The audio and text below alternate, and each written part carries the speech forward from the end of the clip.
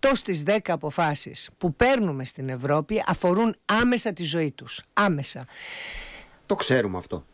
Δεν το ξέρουμε, γιατί δεν υπάρχει δυστυχώς επικοινωνία. Ακόμα και σήμερα πηγαίνω σε κάποια κανάλια και λένε: κυρία Κουντούρα, να μιλήσουμε λίγο ευρωπαϊκά, γιατί πάμε σε ευρωπαϊκές εκλογές και ακόμα μιλάμε για τα εσωτερικά θέματα σαν να έχουμε εθνικές εκλογές. Αυτό είναι ένα τεράστιο πρόβλημα και αυτό, αν θέλετε, απασχολεί όλους τους ευρωβουλευτές από όλα τα κόμματα. Δεν είμαστε μόνο εμείς.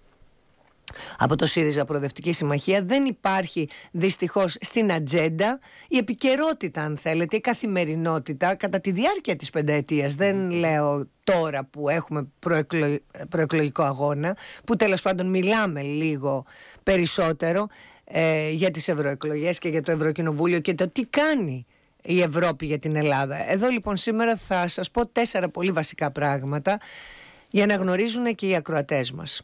Το Ευρωκοινοβούλιο έχει πλέον πολύ μεγάλη δύναμη στο νομοθετικό έργο. Είναι